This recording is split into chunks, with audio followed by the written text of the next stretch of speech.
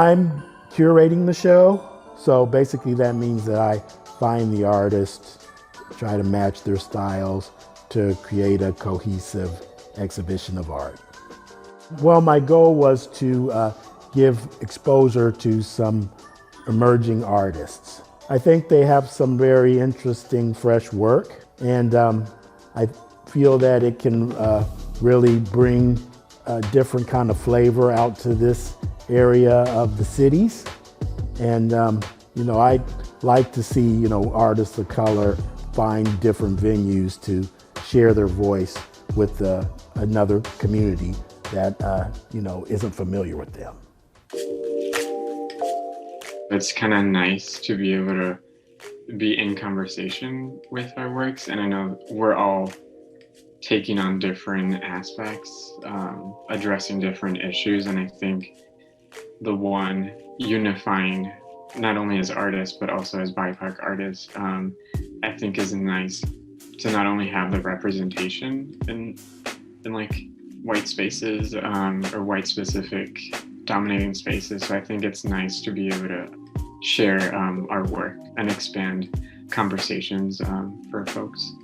So I always say that an artistic practice is an extension of ourselves, and so for me as a queer person, I typically want to share my work to the queer community, but then also to non-queer people as a way to invite them in a conversation and just to be able to represent myself through identity and the work, but also have a little bit of a conversation around that. I definitely be honored to be part of this exhibition, and especially with all this talented artists. So the way I can express myself is kind of go out and having a little kind of childhood habit have. So go out to pick up rocks and bugs, especially all kinds of little bugs, and pick up I call trash. So it's basically anything, everything interesting to me on the ground. I can find it in the nature. I put in there and bring back and talk to them and play with them, and kind of be friends with them. That's kind of how I communicate to the world. That whole thing is later on appearing to my painting.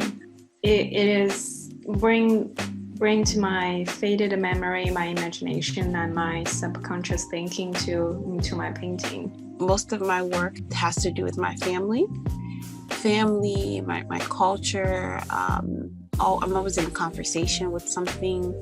I like investigating things and then bringing just all the content of all the things that I explored to the canvas, and then just problem solving. I'm inspired by color, things that hold contradictions, things that are humorous in a way, like the irony of something. I am influenced by things that hold history, things that hold narrative.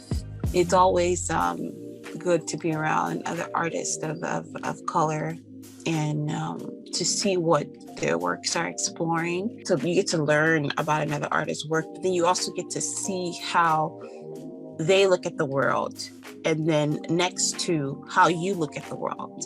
And then that becomes a conversation, right?